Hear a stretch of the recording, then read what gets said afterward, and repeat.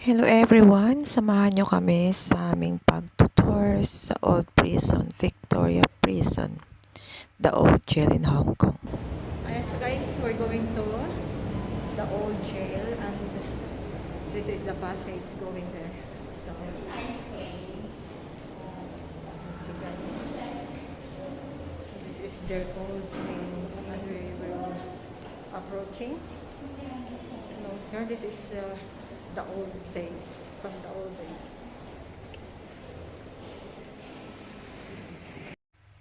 The story of Victoria Prison. This used to be a place no one wanted to go. Now a popular complex full of galleries and restaurants, Tai Kwun on Hong Kong Island has a dark history. It tells the story of crime, punishment, discrimination, as well as law and justice.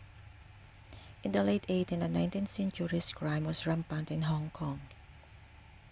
Robbers, pirates, and smugglers ran amok in the city, threatening public safety. When British colonial rule began in 1841, William Cain was appointed chief magistrate and was tasked with establishing law and order in the city. Under Cain's leadership, Hong Kong's first prison, Victoria Gaol, opened in August of that year. The small prison was located within Chief Magistrate Cain's office. 4 years later, Victoria Gaol began to expand into grow a law and order complex for Hong Kong, housing a police station, a court, and a larger prison. But within the prison walls, there were problems. From the onset, there were visible signs of discrimination against Chinese inmates. Most European prisons had their own cells, which were more spacious than the ones Chinese inmates had to share. European prisoners were also served bitter food. Their meals included beef and pork. Chinese inmates, on the other hand, were given vegetables and salted fish. The disparity led to Chinese prisoners going to strike in 1930 to demand better quality. Officials eventually improved meal quality, including festive dishes during Chinese holidays. As Hong Kong's population grew, so did its crime rate. Victoria Gaol was constantly overcrowded, so it was redeveloped and expanded again. In 1899, the jail was renamed Victoria Prison in honor of Britain's Queen Victoria. But local Cantonese have long referred to it as Tai Kwun, which literally translates to police station. Each of the heritage buildings serve a different purpose. In addition to housing inmates, they held administrative office, fingerprinting rooms, prayer areas, a nursery, and of course a toilet. Life inside the prison was tough and punishment severe. Discipline was enforced with branding and printing or placing prisoners on the trade wheel or cranking. Flogging was eventually abolished in 1881. As early as 1844, Chinese prisoners could be punished by simply cutting their hair, since it was considered shameful for a man to be seen without hair. Though people convicted of piracy, kidnapping, murder, or treason in Hong Kong also faced the death penalty. Capital punishment used to be carried out in public.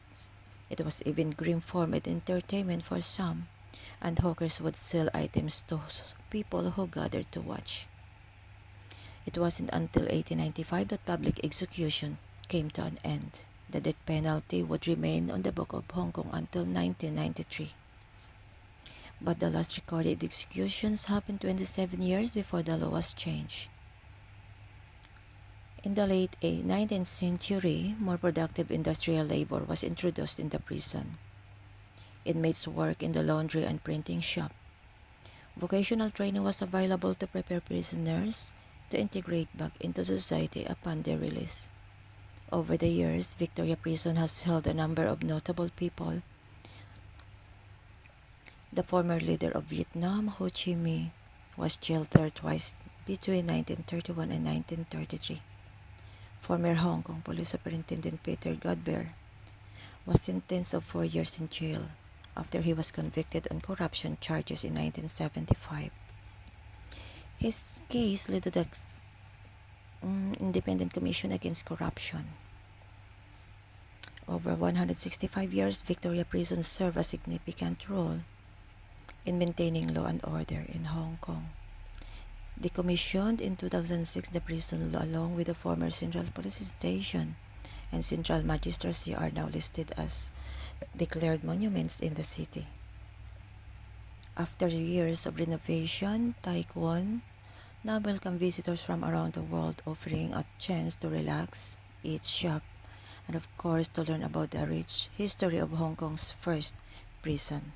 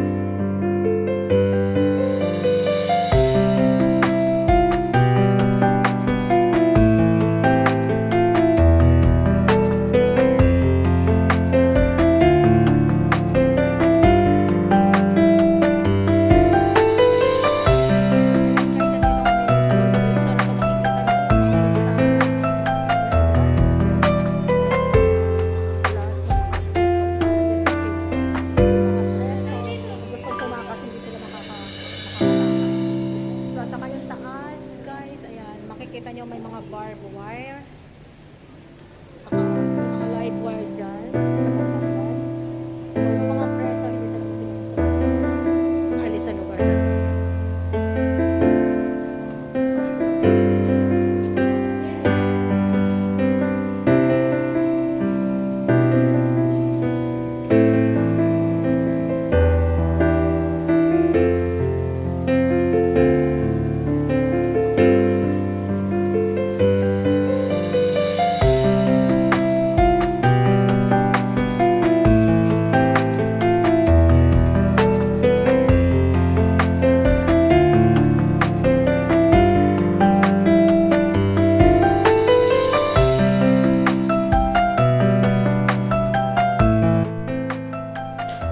Victoria prisons in 1800, the most common form of punishment was the lash.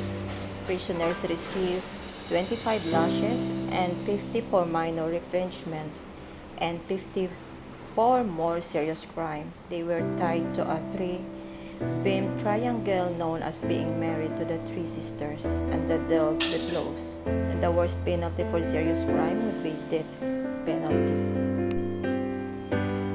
And they also introduced the labor as a form of punishment for those not serious crime.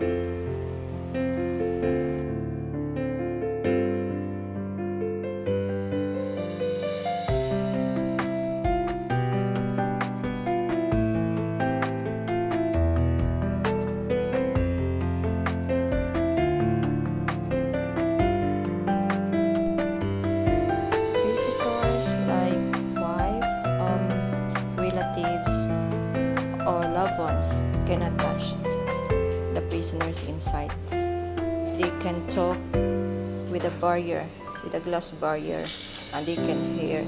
The prisoner only hear the voice of the visitors through the phone. These are the cells that most prisoners were used during those times, the old days. But what caught more my attention was